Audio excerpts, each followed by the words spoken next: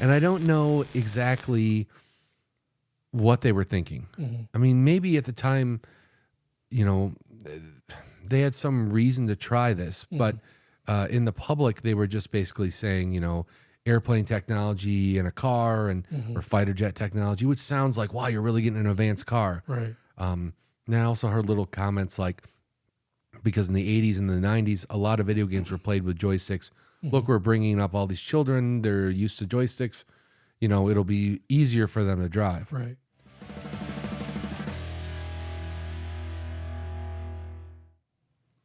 And we're recording. Hey, how's it going today?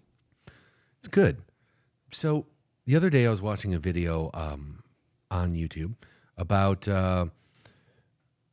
Saab, you know, the car brand. Oh, yeah. I Yeah. heard of it. Okay.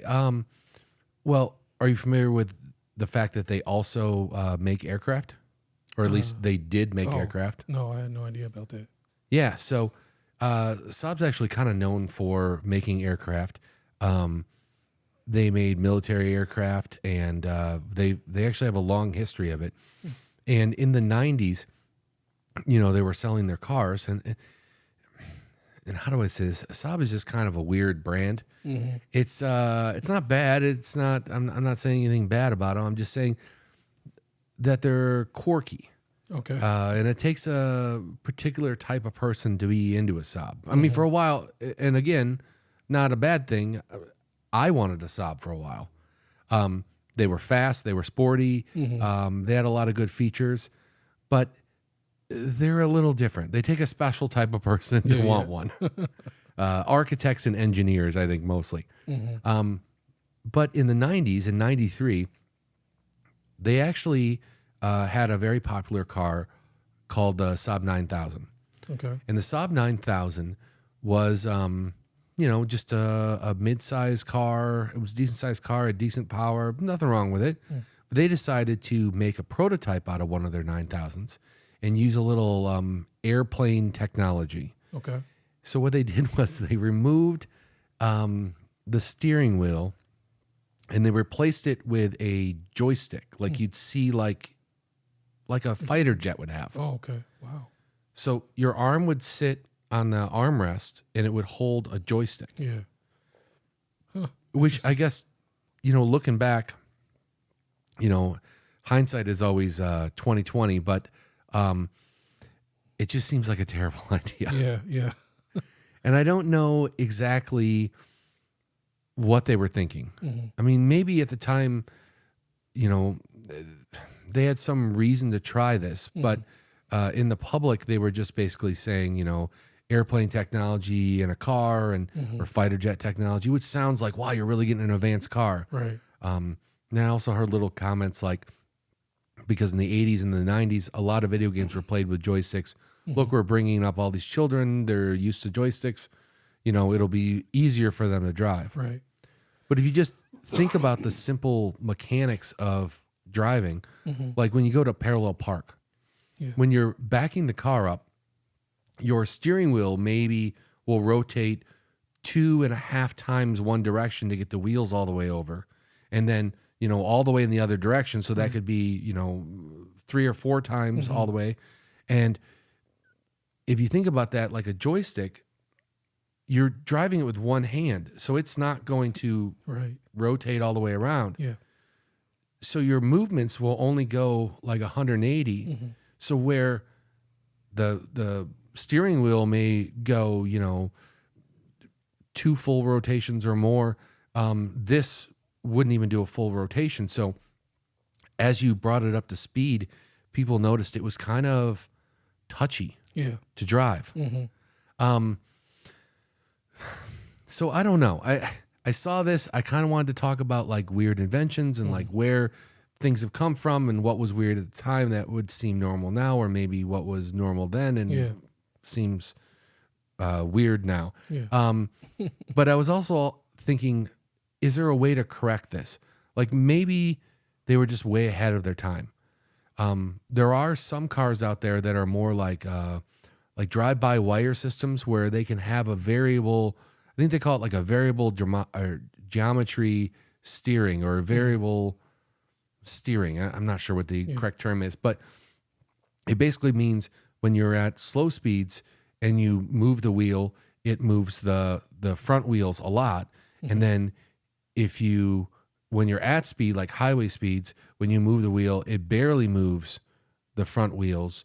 That way it corrects for, when you're going faster, you're not going to want to, veer off into the ditch or something. Right. So maybe they could apply that to the joystick, and maybe the joystick isn't really a terrible idea. I don't know. What about a situation where you have to like quickly swerve out of the way for a deer that jumped into the road? Okay, I didn't think of that. Maybe this isn't a great idea. But then that made me think of other inventions and even things that are very commonplace today. Like I remember from something I've seen in the past, I don't remember exactly what it was, but Mercedes-Benz was the first auto manufacturer to mass produce diesel cars. Okay. That seems totally normal nowadays, especially if we're talking about things like trucks and stuff like that. For sure. Because there's definitely advantages to diesel, but there's also disadvantages. It really depends on what you need it for, you know? Mm-hmm. But they were the first ones to mass produce them. So it made me actually look up who invented the diesel engine. Mm-hmm. And the diesel engine was invented by a guy named Rudolf Diesel. Mm-hmm. He did it in, I think it was the late 1800s or early 1900s. Now I'm getting a little confused here. Yeah, I think you were right with the late 1800s. Late 1800s? Yeah. Okay. He was kind of ridiculed for it. Mm-hmm. Like, of course, with any invention, there are stages. There is testing. There are improvements. Mm-hmm. Very few people just come right out of the park and just hit one out of the park. Right. So there were issues in the beginning, but he got ridiculed so badly that he actually had a nervous breakdown. Oh, jeez. And in 1913, I've got it written down here, on a ship sailing to England, he went missing. And the theory behind it is that he jumped overboard at some point, like a suicide scenario.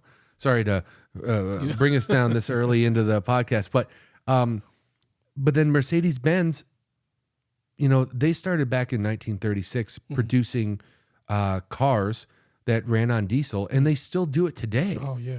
I mean, a lot of their cars will have the option for a gas or a diesel engine. BMW also does that. Like I've got a gas car, but my cousin has almost the exact same car I have, but he has the diesel version. Oh, nice. It's like the same year, same everything that's dumped in a diesel. Interesting. And it just depends on how you're going to use it, you know? Yeah. There are advantages and then there are disadvantages. Yeah. But I just thought, at the time, this guy was like ridiculed to the point where he decided he didn't want to be around anymore. And nowadays, if you talk to somebody who actually uses like a truck as like a work truck, a lot of them are diesel. Yeah, for sure. Yeah. Yeah. A lot of diesel. And then if you think about like big things like semis and stuff like that, and I know diesel cars aren't very big in the United States, but they're actually incredibly popular over in Europe. Oh, yeah. So it just kind of felt like I guess it was weird at the time. Yeah.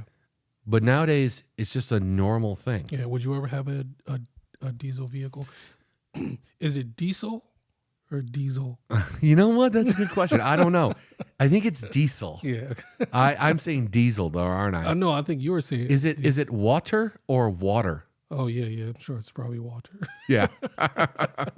But yeah, there was actually a couple cars in the past that I thought would be better as a diesel. But then again, I must also say I was being misled by all the things that Volkswagen was doing. Oh, yeah. Because they were saying, look at it, it's super clean and you get great gas mileage. And I was like, why aren't all these cars diesel? Yeah. But then we found out that they weren't as clean as they said they were. Right. So I don't know. At this point in my life, I think if I get another car, Oh yeah, I know you're gonna be electric. Yeah. If I get another truck, though, maybe I could go either way because I'm probably not going to purchase a brand new truck. I'm going to probably just get something else used because I just need like something to go to Home Depot or whatever. Right. You know? Yeah. Yeah. I've never. Well, I can't say never. I have driven a diesel vehicle. It was a moving truck. That was the first one that I've ever driven. That was diesel, and then other than that, though, not really. I just don't like the smell. Yeah, you know, it's different. Yeah. And I wish they could improve that. I don't necessarily know from like a engineering standpoint exactly what the issue is with that. I think it's on burnt fuel, and I think it has to do with the high compression that diesel operates under, and that sometimes they're not getting it all. Right. I mean, I'm not sure, but it feels like at least the zeitgeist of right now is everything seems to be moving towards, or at least talked about in the electric realm. So I'm almost thinking at this point, because the gas engine has been so refined, I'm not sure how much more improvements we have. Right. I don't know as much about the diesel engine. Maybe there is more improvements that we could had. But I got a feeling that people are going to probably use their time and energy to improving electric vehicles, and that'll be the direction that we go. Right. So I think the electric vehicles, even though they've been around forever, because of limitations of batteries and things like that, I don't think that we really ever seriously tried to improve them. And I think now we are, and so that's probably the direction. Yeah. So you probably won't see like much more like improvements or enhancement on gas vehicles. Seems like the focus will be towards electric, probably. I mean, we'll see little things, and the things I've seen at least in the last 20 years are not necessarily on the engine itself, but kind of around the engine. Like Ford has done this with their EcoBoost. I remember when the Ford Raptor truck, the F-150 Raptor came out, it had a V8 because this was their off-roading hardcore truck. You know, of course, put a V8 in it. Yeah. Well, after a while, they said, you know what, we're not going to offer the V8 anymore. We're going to offer a V6, but it's going to be supercharged. And everyone was like, no, but this is supposed to be the badass one. Like, I want it to have all the power. And they're like, oh no, it has like 60 more horsepower and like 50 more torque. Like, it's more powerful. Right. But the trick is like when you step down to a smaller engine and then you supercharge it or turbo it, you know, for the most part, under normal driving, you use less gas. And then when you actually gun it and engage the RPMs up to a point where the turbo kicks in or a supercharger, then it uses more gas. So you still get all the power, but you also have an option to get better gas mileage. Yeah. And then the other thing I've seen around it is like the F-150 or the Raptor now comes with a 10-speed transmission, which it's an automatic. Yeah. But then it's all computer controlled. Yeah. And it just skips around to whatever gear it thinks is the best to give you power or gas mileage or whatever. But it's not like they actually change the engine. They're just using a slightly smaller engine, and then they're forcing more air into it, and then they're giving it a different transmission. Yeah. So you get better performance and better gas mileage out of it. But when you break down, I don't think they improve the engine at all. Right. Yeah. Nice. Do you have any weird inventions?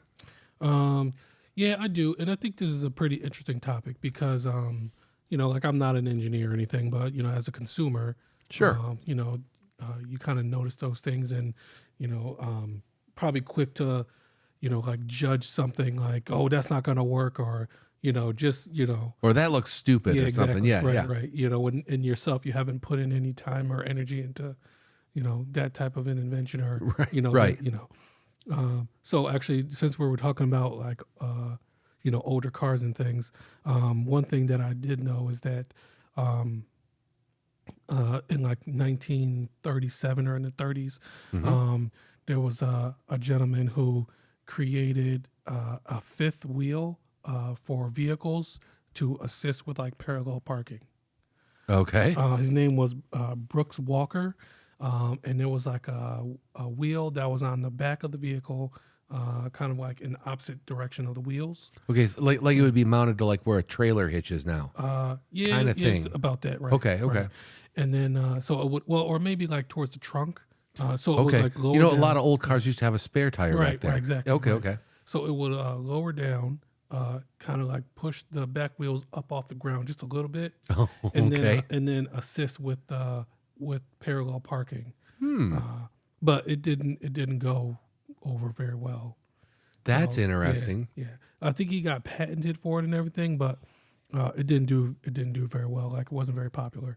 But you know, that's probably one of those things where, you know, people would be like, "What do you even need that for?" But people hate parallel parking. So Well, you know what that makes me think of is remember the movie I, Robot with Will Smith? oh yeah.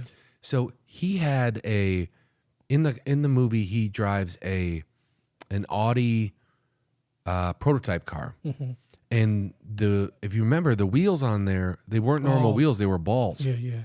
And then the car could technically drive in any direction. So you could just come up to a spot and move sideways. Right.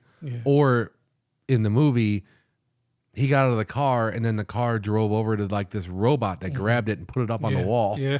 Which, you know, for a movie standpoint, I think is awesome. Yeah. But as a practical standpoint, I would think, okay, so the drink I had in the center console is now spilled all over the place, and my change is I don't know where. Yeah. I don't necessarily good know if point. that's the best move, but Yeah.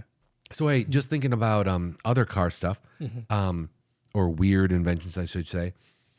When we were converting over, or you know what, I should back up a second. So Ferdinand Porsche, the founder of Porsche, or the car brand, he did some other work in the beginning for other car manufacturers, and he even had like some partnerships with other people, and he was basically around from the beginning. Like when we were making a transition from horses to, I guess, horseless carriages is what they would call them at the time.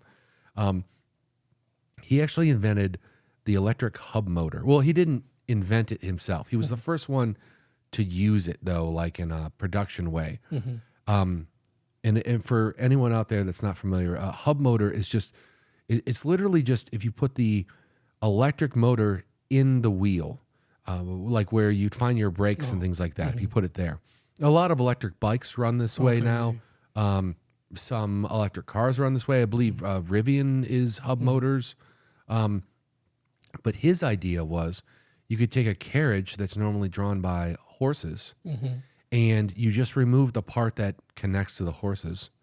And then you replace the two front like wagon wheel style wheels with two Porsche hub motor wheels. And you have to add some batteries and a little bit of a steering mechanism. But then you basically have an electric car. Yeah. And for a lot less money. And it's just kind of funny that he did that in the beginning. And then at a certain point, gas became so powerful and cheap. We went the gas route and we just never pushed this technology. And now we're acting like it's brand new technology. Right, and in reality, it's not. It's old. Yeah. But I'm glad that we're back to it. Yeah. That happens a lot where, you know, things just turn around and, you know. Well, like I have one of those one wheel electric skateboards. Yeah. And the motor in that is a hub motor. It's just nice. in the middle of the wheel. Yeah. Because the rest of this thing is just a board you stand on. Yeah. Nice. And I just thought that was weird. You know, side note, quick diversion. There was a guy, Stanley Meyer, that he's known for what I would call like the old school doom buggy. When they would convert the Volkswagen into a Volkswagen Bug into a doom buggy, and they just basically put like this fiberglass tub in it. Right. I'm not sure when exactly this happened, but and the reason why I'm saying side diversion, because there was a court case that said that his claims weren't real. But he did claim to build a car that ran on water. Oh, yeah. This is interesting. Through electrolysis, basically it separated the water molecules into, H2O, and then he used that in an engine, a combustible engine, and then he used the engine to create energy to do the electrolysis, which then it was basically like he was promoting like a perpetual motion machine, which isn't a real thing. I mean, maybe not full perpetual motion, because he did say at one point that you would be able to drive, and I wrote it down here, that you'd be able to go from like LA to New York on like 22 gallons of water. Oh, wow. And the weird thing about it is, past the fact that he's saying that we don't need gas anymore and that we could just run off of water. Yeah. So, which is kind of tick a lot of big industries off. So let me guess, he went missing. In 1998, he was at a restaurant with his, I think his brother and some other investors. He jumped up at one point, ran outside, and said, "They poisoned me." And then he did die. Oh, damn.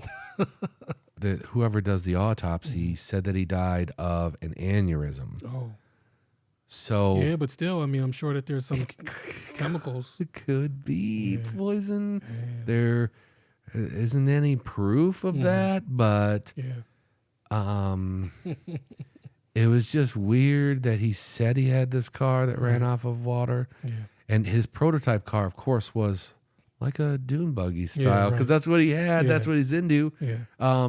Which he did make cool dune buggy conversion kits and stuff. They were really popular. Yeah. But it's just weird. Yeah. The one thing I will say for all of the conspiracy theory people out there, which seems to be the only people that comment on our videos, I will say that his patents have all expired. Okay. And so all of his inventions are now in the public domain for anyone to use. Oh, wow. Okay. And that happened a while ago. And we don't have any cars that run on water. Yeah. Yeah. So the interesting thing about this, I feel like if that was possible, it would already be a thing. I think that people would be looking for an easily renewable or easily usable source of power to power a vehicle if they didn't have to use gas. So I feel like, water would be right up there. And if it was possible, I mean, past all the the garage tinkerers that invent things on their own time in their garage or basement or whatever, past those guys, if you originally listened to why Elon Musk started Tesla, was he said this over and over again, that his entire goal was to disrupt the auto industry. And he had the PayPal money. So if this was real, why didn't he just do that? Yeah, right. Because the other thing this guy said, Meyer said, was the exhaust would be water. Because he said the other side of this fuel cell thing that he had, they would recombine into water. Yeah, I don't know. I mean, I'm not an engineer. It would have been cool. Yeah, it would have been, but what a weird thing to. I mean, he basically toted that he had a car that ran off of water. Okay, no, I've sidetracked this long enough. Sorry about that. No, that's fine. We were talking about weird inventions. Okay, so sticking with that, and then sticking with cars and everything. So there was. So I got a couple things here. So, this happened. I don't have a date on this, but there was a invention for a microwave that you could use in a vehicle, like in a car. You would plug it into like your cigarette lighter, and then I guess the most common thing was people would use it, to like pop popcorn, And, okay, so now in my head I've got this image of like a microwave. I'm guessing it's smaller. Yeah. Okay, and then you're just sitting on the passenger seat, and as I'm driving down the road, I'm just making popcorn. He's making some popcorn. So, maybe heating up some old pizza or something. Yeah, because you get hungry on your drive. But you know what? A big thing nowadays is the van life. Right. People just living out of their vans. Yeah. So, So technically, that's probably not too far off right now. Yeah, it's starting to seem more legit. Like if you're living out of your car or your van, that might be. Yeah. I wonder what the wattage could be. Did it say that? No, because this one was just interesting inventions that didn't really pan out. Okay. So, because like I know well, I'm a nerd, so I know the power coming from a cigarette lighter in most cases is just like 10 amps. Some more modern cars are more for 20 amps. Right. But I remember when I bought my I have like a little what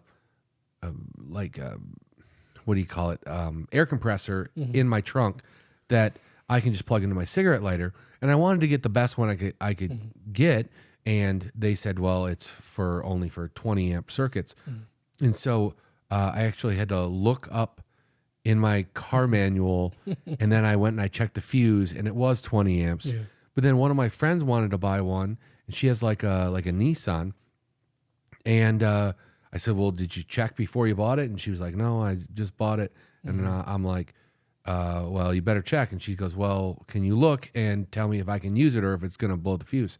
And I looked, and she was only 10. So I was like, don't even take it out of the box. I'll bring it right back. It's not going to work.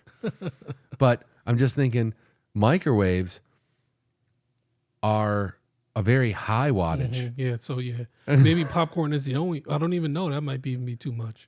Yeah, I don't know. So. All right. How about this? Okay. Back in the day, well, I should say for all time, we know that fresh air is great for babies. Okay. Fresh air is great for everyone. Yeah. Right. Yeah. So back in the day, in cities, they created these, what were called urban window baby cages. So like if you lived in an apartment, sort of like you would affix like a window air conditioner nowadays. Okay.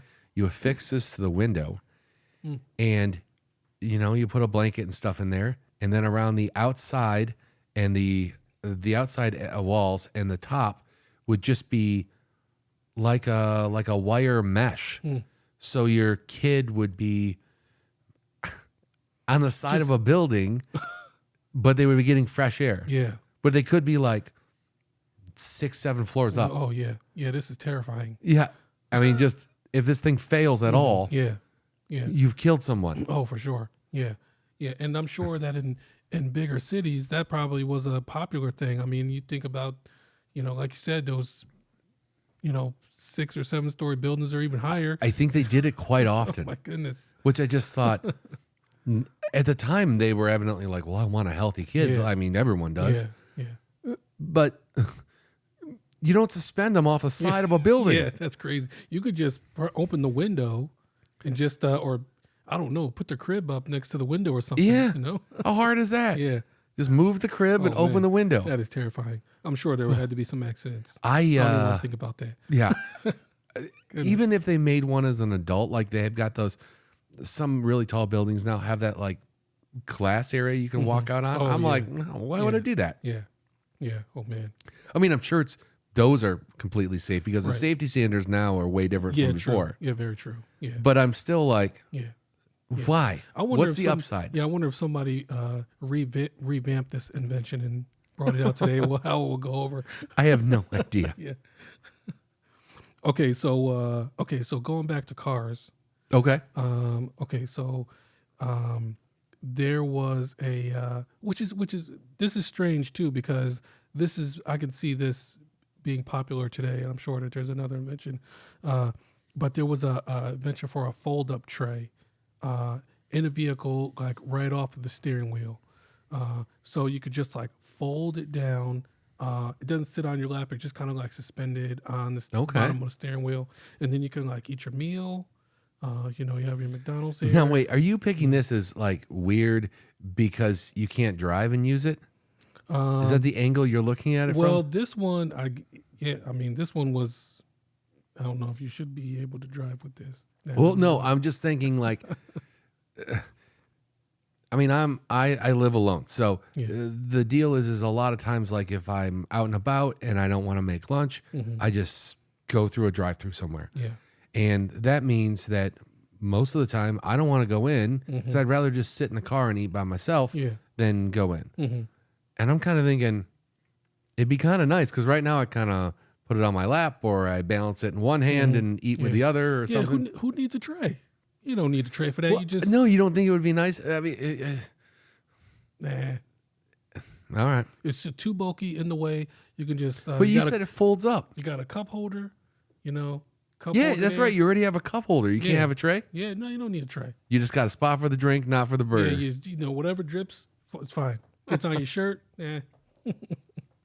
And I'm not sure if this was ever really produced. This was just something I saw online that was categorized as a ridiculous invention. So you've got 3 kids, right? Yeah. Okay. And when at what point do they start crawling? Like maybe 6 to 9 months? About 6 months. Yeah. Okay. And then when do they start walking? Like 9 months to 2 years old, somewhere in there? Yeah, something like that. So they spend a lot of time on the ground. Yeah, in their early years. Yep. Okay. And again, I don't know if this is a real invention. I just saw it out there. It was basically a onesie for a baby that had like mop material on it. I'm sure it's not like for wet mopping, but like as if your baby's already down on the floor and they could basically be like a Swiffer. Like, here's my deal with that. A mop is made to collect all the dirt so that you can get rid of it so you clean your house. Right. Do you really want your baby collecting all of the dirt and then playing in that? Wow, so this was an invention? Well, I saw it on a website. I don't know. This could be internet crap. Yeah, no. I mean, I could totally see someone thinking like, my baby's already crawling on the floor. It might as well be useful. And I don't like mopping, so let's put 2 and 2 together. It just felt like, what are we doing, people? Yeah. Oh man, I don't even know where to go with that one because, I mean, the baby's collecting all that dust and, It sounds gross. Yeah, it does. Yeah. And I don't know, most people might be like, they don't like mopping, but they should like clean the floor before the baby's crawling on the floor. I saw it on, I don't know. I saw it on one of these websites. I don't know about if it's in production, if you can order them. Yeah. It says onesie acts like a giant cleaning rag that lets your little one learn a value of a day's hard work. Okay, this is terrible. Okay, I don't know if this is real, but it looks ridiculous. All right, what else you got? Okay, so going back to cars one more time. So in 1947, Cadillac had a car that actually had a toilet in it, like a functioning, workable toilet that was located in the back seat. So okay. I was going to say, is it in the driver's seat? So it wasn't for the driver. It was like in the back seat. Because if it was the driver's seat, it meant people are just driving around with their pants off. Oh, yeah. Yeah. Okay. So wait, you said it was in the back seat, so right? in the back seat. So like the seat would like, fold up or back, whatever. And you could have your little, spot for you to use. And I don't know where all the waste went. Like if it just kind of trickled out the bag. Probably on the ground. No. I'm sure they had a tank or something. Yeah, but it said it was like an actual working toilet. And they tried it in some other models, but it didn't go over so well. Wait, did they actually sell this? Yeah, this was a Cadillac car that they sold.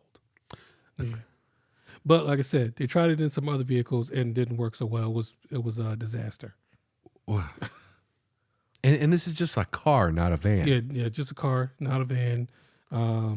Which would be nice because, even if you were the driver and you had to go to the bathroom, if you had somebody else in the car, you could have somebody, maybe switch spots, pull over, switch spots. Okay, pull over. Yeah, okay, yeah. I didn't know what you were. We're not recommending anything like that. Yeah. Pull over. Okay. Yeah. Or even if you're by yourself, if you have this, you don't have to find a rest stop. You can just kind of It's true. Pull over, relieve yourself and then get back to driving. I wonder, did they have curtains in the back? No, but you could probably they probably had the little hooks still on where you can like hang up your clothes. Oh yeah, yeah. You just throw your shirt, your iron shirt up there. Okay. Yeah. All right. Just try not to splash. Again, if we're talking like van life or something, that makes sense. Yeah. But just a normal sedan in the back seat, that feels a little ridiculous. That's revolutionary because what if you don't want a van? You don't. What if so you want van life, but you want car life? Yeah. Yep. Yeah, it probably gets better gas mileage, everything. Maybe a little bit more stylish. I mean, that could be huge in a dating scene. You could be like, hey, you think you're gonna find tons of women that are like, oh, cool, he's got a cool toilet in the car. Yeah, nice. Okay, you know how, like if you had a hamster, you'd have like a hamster cage or something for it to live in. Yeah, and generally you throw like wood chips or whatever down for them, and they can kind of play in it, and then they go to the bathroom and stuff, and then after a while, you gotta just get in there and just scoop all the wood chips and waste out and stuff, and clean it up for them. And then you gotta throw more down. Okay, I saw online, and again, this is kind of in the baby mop category. It was basically a hamster cage, but on the top there was a paper shredder. Oh. So I mean, like, if you got let's say you work from home or something, or you got an office hamster, and you're shredding papers all the time, you just throw it in the top, shreds them. He has a nice time with them, and then I don't know how many days it goes, but then when it starts to get a little stinky, you clean it out, and you just go right back to work. Seems so productive, like a time saver. Oh yeah, is that the motion? You just scoop it out with your arm. Yeah. You just reach in there, no gloves or anything, just scoop that crap out. What do you think, hamster paper shredder? I don't know because I think that hamster bedding stuff is usually softer. I mean, I know paper. I don't know. That doesn't sound. That doesn't sound good. I said these are weird inventions. I didn't say they were great. Yeah, but I mean, I guess that's another way to try to recycle. Go back to the Saab joystick thing. Yeah. All right, what else you got? Don't judge me on this. Okay. But for a long time, I used to throw shade at the Snuggie. Okay, because Snuggie commercials would come out, we would all get a good laugh. Like, this is so ridiculous. You know, it looks ridiculous. Yeah. It looks like somebody's wearing their robe backwards. Yeah. Oh yeah. And then as a gift, somebody got me a Snuggie. Okay. Dang, that thing is comfy. I love it. Really? Nice. So wait. When you're at home, just hanging out in front of the TV or something, you're wearing your Snuggie? Yeah. Well, listen, I haven't used it in a while. Okay. But I have one. I'm gonna start. Like that's a valid excuse. Yeah, because listen, the other day I was like sitting on the couch, I had my blanket on, and I was like watching the show, but I was also using my phone, and I was like trying to keep the blanket on me, and I was, but I kept having to like move my arm to like. Did you get the Snuggie out? Yeah. So I'm gonna get the Snuggie out. I have a Snuggie to keep me warm, and then I can like use my phone. I don't have to like keep moving the blanket. Yeah. Nice. Yeah. Do you have a Snuggie? No. Why not? No, listen, I think your birthday's coming up. I'm gonna buy you a Snuggie. Okay, and I'll give it a fair review. Yeah, okay. But no, I don't have a Snuggie. That just kind of like reminds me of like, I mean, a Snuggie is just they've improved upon the blanket. Yeah. And the blanket, you think it's a blanket. Mm-hmm. Like, where is there anything you can add? Yeah. Now that we're looking at, I should say, inventions. Mm-hmm. The one thing I had to look up, and I got the stats here, is mouse traps. Okay. Because the saying of, you think you can build a better mousetrap? Mm-hmm. There's a reason for that. Yeah. And the reason for that is, evidently, in the United States, U.S. patents, there's over 4,000 patents on mousetraps. Holy smokes. Yeah. Evidently, and I looked this up, the first mousetrap was invented, or at least the first one patented, was invented in 1879. But the modern mousetrap that we use today, where it has like the spring like bar that was actually patented in 1894. But since then, there has been just everyone under the sun throwing in their 2 cents on how you can make a better mousetrap. So I guess I shouldn't really laugh at the Snuggie, because so what? Somebody threw in their 2 cents on how you make a better blanket. Because like, what's wrong with a mousetrap the way that they are today? Right. Yeah. Well, I'm sure that there's multi-functions. Well, evidently to get mice or to trick them, there's more than 4,000 ways. Yeah. at a minimum. Yeah. I'm sure there's a lot of ideas out there that haven't been patented yet. But I think it's one of the most patented things ever. Yeah. Wow. At least in the United States. Yeah. Which I don't know. I mean, does that mean that we got a lot of mice? Because, or just different scenarios for those mice aren't going away. I think we got a lot of people who either one, want to get rich off of something, or two, just like tinkering. Yeah. Yeah. You know, I bet you I could do that better. Oh yeah. Yeah. I mean, I've seen, I have ideas for crap all the time where I'm looking at something and I'm like, this is designed in fact, I've said it to you, especially about like applications and stuff. We'll be doing something, it won't work. And then I'll go, do these developers or these designers actually use their product? Because this is ridiculous. Yeah. If you would have just changed this one thing, it would work perfectly. Right, but instead, we got this. Yeah. I don't know. There's a lot of, inventions that like we use that you wouldn't have even, thought of. I like ones that just kind of go unnoticed or kind of taken for granted, like, I mean, just, simple, like our phones. Yeah. Like, the modern smartphone. Yeah, exactly. Yeah. Because, I mean, it does everything, I mean, before we used to have digital cameras. Yeah. And before that, we had film cameras. Yeah. But, and I believe it was Neil deGrasse Tyson said this, and it just kind of really resonated home with me. You always heard, at least in the past, and I think probably since like the 50s or 40s or something, and I think it got kind of big in the 60s and 70s, people would say, in the future, we're all going to have flying cars. Yeah. And now that has not happened, which I don't even think is a good idea. Yeah. Like, people are dumb. I don't want them flying over my house. But it's just like, where's my flying car? You guys promised me this, blah, blah, blah. But what about the opposite of that? What about the stuff that we never talked about? Yeah. Like, when we were kids in the 80s, did anyone ever say, you know what I want? I want a computer with a digital camera and a cell phone, and I want it all to be like a little television that fits in my pocket. You would never pair those things together. Oh, yeah. And we never thought it was going to be in our pocket.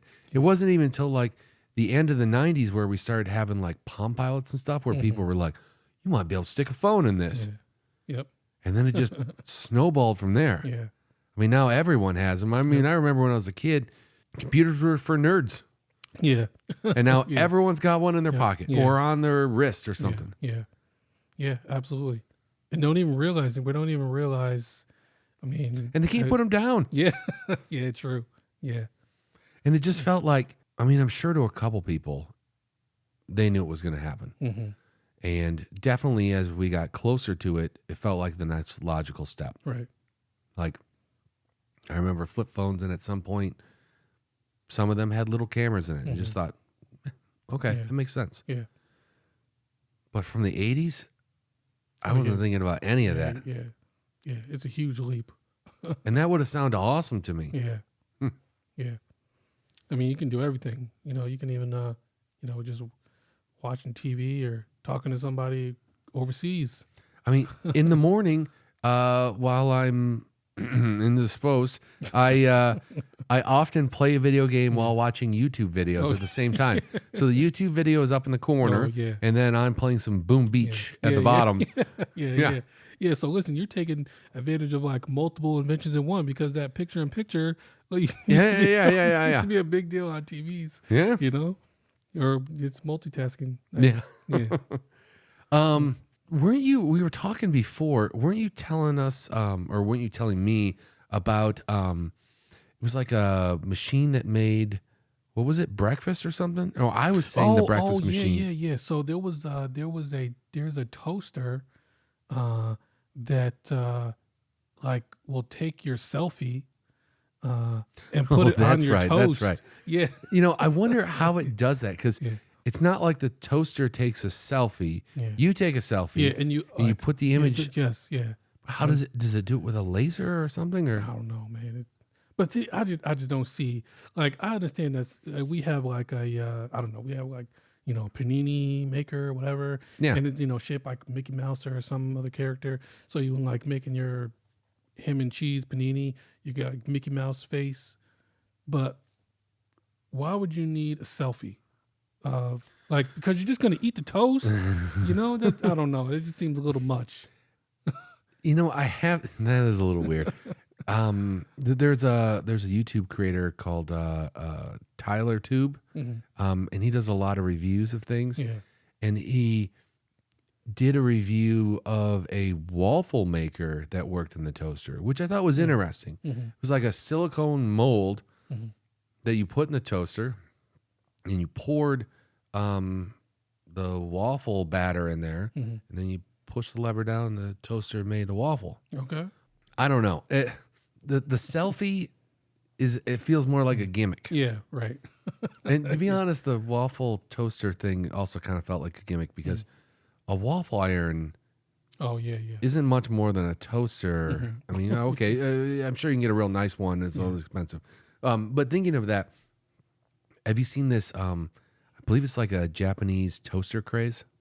Oh, no. I haven't. Okay, so you know how like the Japanese are known for like perfection, and creating something perfect. Okay. Well, they've created some ridiculous toasters. Okay. There is a toaster out there. You can get it on Amazon. It runs about $300. Oh my goodness gracious! And it seals the toast in as it's toasting it, and it only toasts one side. Okay. So if you want both sides, you got to do it twice. Okay. But it makes toast without drying the toast out for $300. Oh my! For toast. Oh Lord, that's a lot of money for some toast. It just and a lot of time. You got to do one side at a time, like. But it's like it. There's all these dials on it where you can fine tune it in to get the perfect piece of toast. Okay. I don't know. I've seen people review it and they take a bite of it and they go, "This is the best toast I've ever had in my entire life." But again, I don't know if I'm into toast for $300. Yeah, really. And then how long? What is this, like 10-minute toast? I usually, like, if I turn the dial to 3, that's 3 minutes. Oh, wait. The numbers on the dial are minutes? Yeah. Okay, you're blowing my mind right now. Okay. Are you serious? Yeah, I'm serious. Yeah, well, you like on your toaster, if you got, it should have numbers, and then you turn it to 3 or 4, and then it'll toast it for that long. That makes so much more sense. Yeah, and then that's your toast. Yep. I always just thought about it as like more toasted, less toasted, and I just fiddle with it until I got to where I want it, and then I just never change it. Yeah. Number of minutes. That makes a lot more sense. Yeah. Actually, so I don't know. I mean, so this other toaster idea, though, if you are big into breakfast, because you have your eggs, actually that might not be so bad, because if it takes 10 minutes, you can probably cook your eggs and your sausage and bacon, all that stuff. I mean, maybe bacon be a little long, but you have the perfect breakfast with the perfect toast. There are machines that will make you a breakfast complete, like eggs, toast, bacon, sausage, all of it. Oh, I don't know if they make the best toast. The point is that you set all the stuff up, and then you just push a button, and breakfast comes out. Oh man. Okay. That's been around for a while. Yeah. I think they're more gimmicky. Yeah. Okay. I don't necessarily think it's going to win any awards, like his toaster might win awards. Okay, well, actually speaking on that though, I mean, we've got other things now, like we've got, like smart refrigerators that have where you can input all the stuff you put in your fridge, and then it can give you recipe ideas from everything that's in there. Yeah, or I've seen the ones that scan your food, and then it knows when you're using it or removing it, and then it will add to your shopping list. Oh yeah. You know what? Honestly, I've got some new appliances, and I thought this was funny because this is not why I bought it. Yeah. I bought it, and then I was like surprised that it had this. Yeah.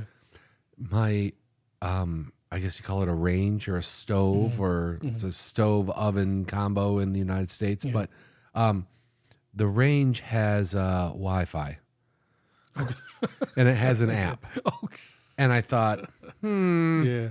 why do I need an app for my stove? Yeah. But here's the cool part. I will maybe preheat the oven for something like a frozen pizza or something. Yeah. And then if I walk away, there's been a couple times where I'm like, well, I'm just going to step outside for a minute because it's a nice day. And I step outside, and then when the oven's done preheating, it gives me an alert on my phone. Oh, okay. Which I'm kind of like, okay. Yeah, that's not bad. It's nice. Yeah. The other thing it'll do is when you set the timer, like let's say it takes 20 minutes to cook a pizza. You set the timer, you set the preheat.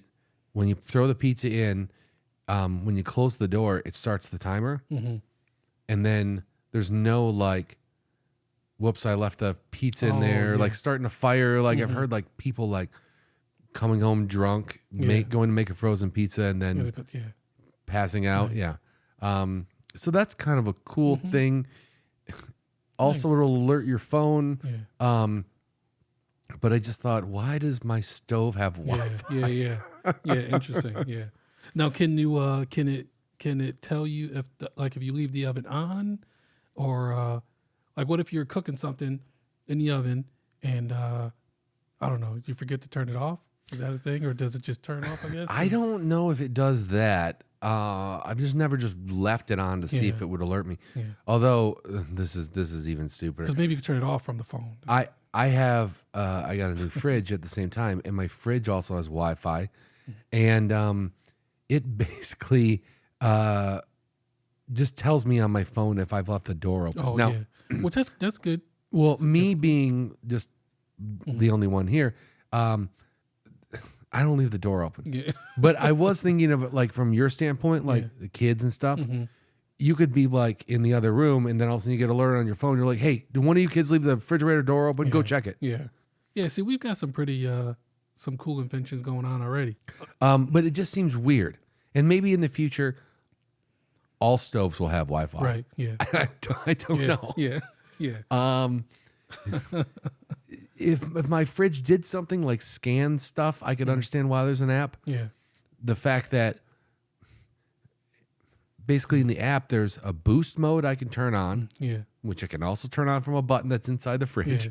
Oh, yeah. You can turn the temperature.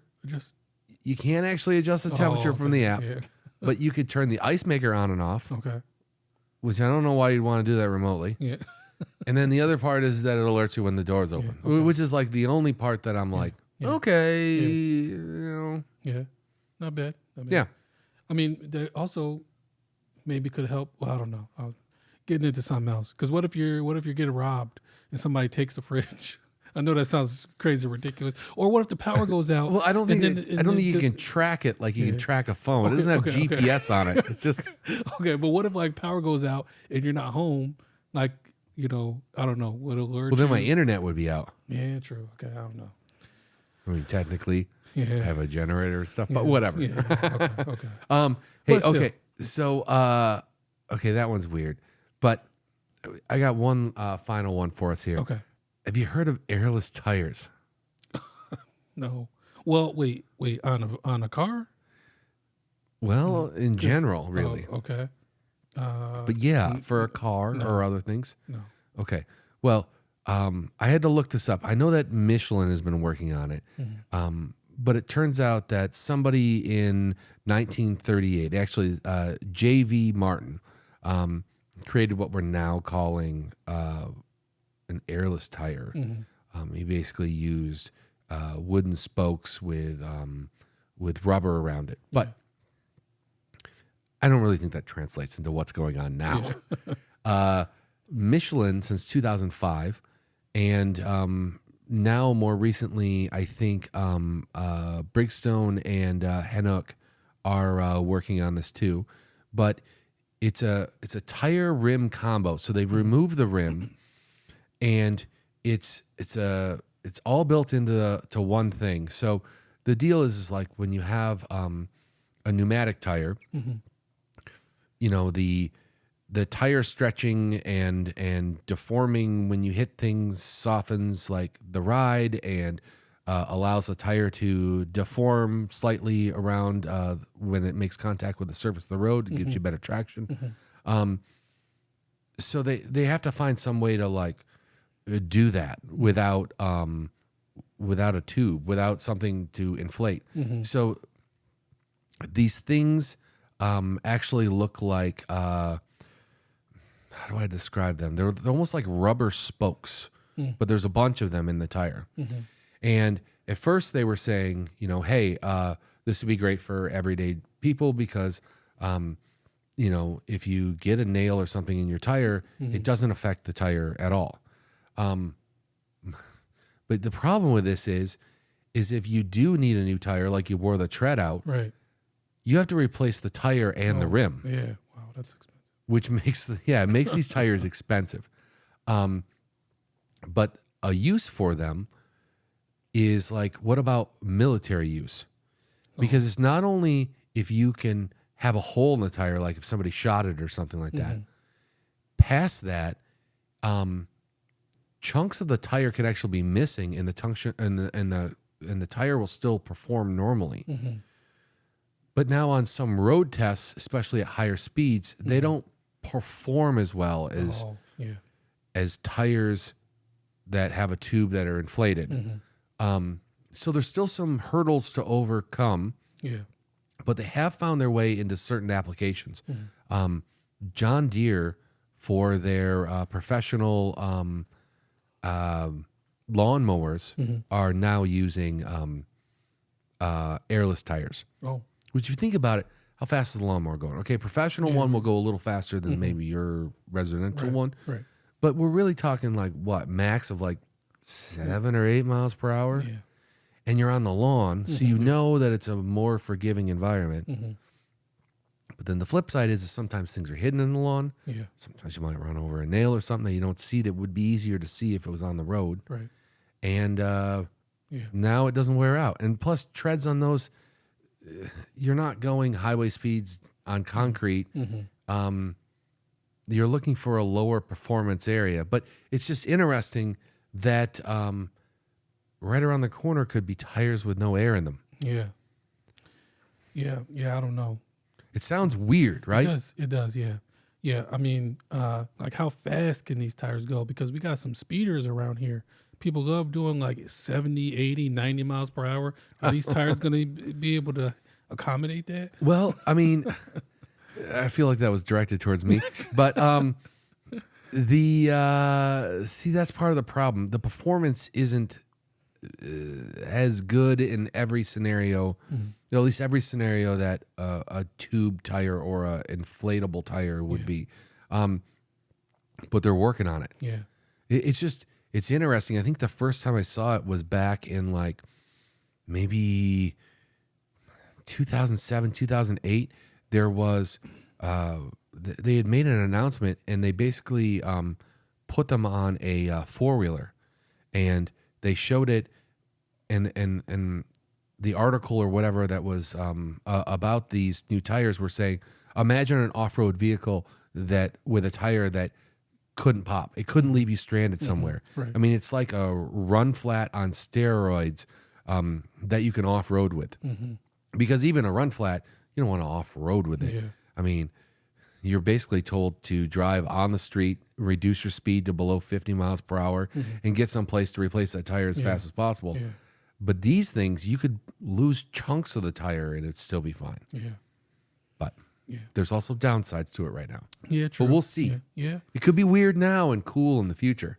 True. Maybe they'll combine it with that joystick steering wheel, and we'll have tons of fun.